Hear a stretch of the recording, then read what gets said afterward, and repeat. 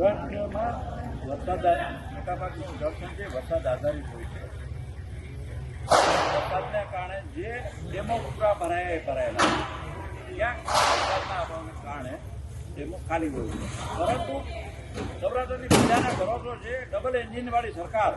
કેન્દ્રમાં વડાપ્રધાન નરેન્દ્રભાઈ મોદી હોય, રાજ્યમાં મુખ્યમંત્રી ભૂપેન્દ્રભાઈ પટેલ હોય, ત્યારે ડબલ એન્જિનવાળી સરકાર પ્રજાની સાથે હોય ત્યારે પ્રજાએ જરા પણ ચિંતા કરવાની જરૂર નથી.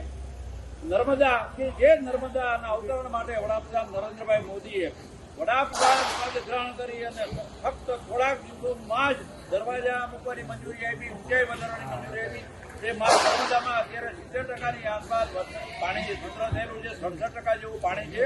જ્યારે સૌરાષ્ટ્રવાસીઓએ ચિંતા કરવાની જરૂર નથી. એટલા માટે સૌરાષ્ટ્રમાં માં નર્મદા ગંગા બની અને સૌરાષ્ટ્રવાસીઓના ઘરે ઘરે પહોંચે. નર્મદા આધારિત સૌની યોજના કે જે સૌરાષ્ટ્રની પ્રજાને નરેન્દ્રભાઈ મોદીની મહાન ભેટ છે. આ સૌની યોજના મારફત રાજ્ય સરકાર ભૂપેન્દ્રભાઈ પટેલના નેતૃત્વમાં ઘરે ઘરે પાણી પહોંચાડશે. એક પણ સૌરાષ્ટ્રવાસી પાણીના અભાવે પાણીના વાકે હેરાન નહીં થાય.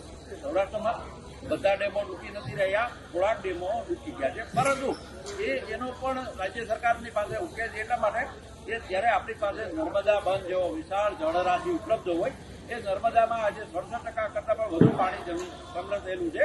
જ્યારે નર્મદા આધારિત ઉનાળામાં જે રીતે આપ બધા જોવો છો કે રાજકોટમાં આજી ડેમ ઘણી વખત આજીનું કેચમેન્ટ ટૂંકું છે, આજી ખાલી હોય, ત્યારે એ આજી પણ આપણે ઉનાળામાં ભરાતો જોઈએ છીએ.